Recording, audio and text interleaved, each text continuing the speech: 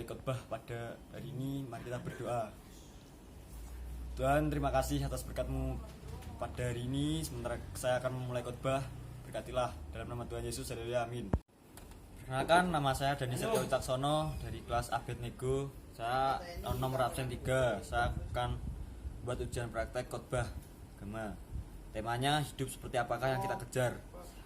Saya mengambil 2 Petrus 3 ayat 11 sampai 13. Jadi, jika segala sesuatu ini akan hancur secara demikian, betapa suci dan salehnya kamu harus hidup. 12, yaitu kamu yang menantikan dan mempercepat kedatangan hari Allah.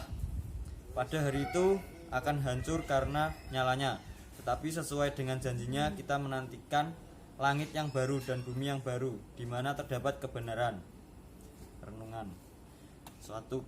Suatu kali saya menonton iklan dari salah satu toko online. Di dalam iklan itu dikisahkan ada seorang anak yang mengajak ayahnya, seorang pembuat jam, untuk liburan. Si ayah menolak dan berjanji untuk memberikan yang lebih baik, yaitu dia akan menciptakan jam yang terbaik untuk anaknya.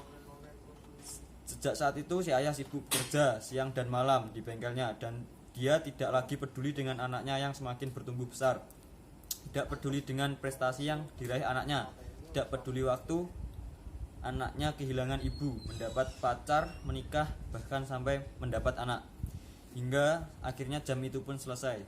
Namun seketika si ayah ingin memberikan pada anaknya. Betapa kagetnya dia, ternyata anak yang dalam pikirannya masih kecil telah berubah menjadi seorang bapak yang sudah mulai menua. Si ayah begitu menyesal. Namun ternyata ayah itu bermimpi.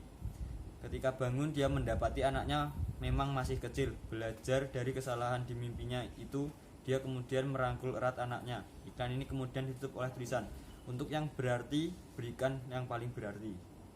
Pesan moral yang dapat saya ambil dari iklan tersebut mengingatkan kita untuk memikirkan kehidupan seperti yang harus kita kejar supaya tidak sia-sia.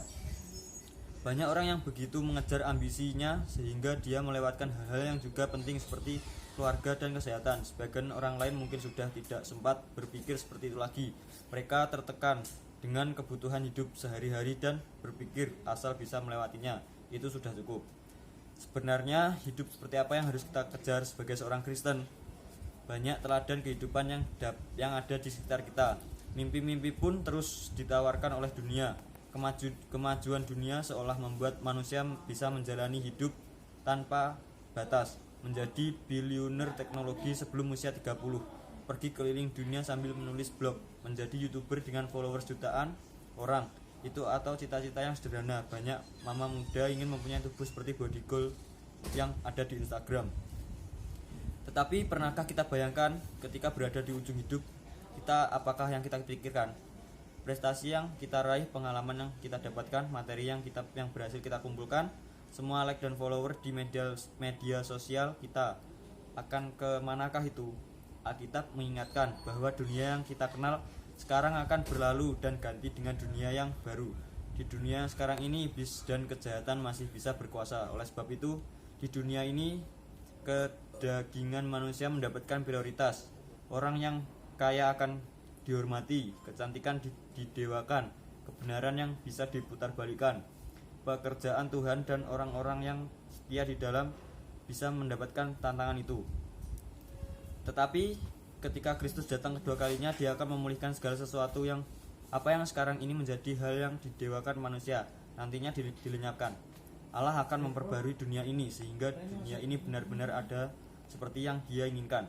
Dunia di mana Tuhan Yesus menjadi raja dan kebenaran Allah berlaku di dalamnya. Di dalam Wahyu 21 ayat 4 dikatakan, "Dan ia akan menghapus segala air mata dari mata mereka, dan maut tidak akan ada lagi.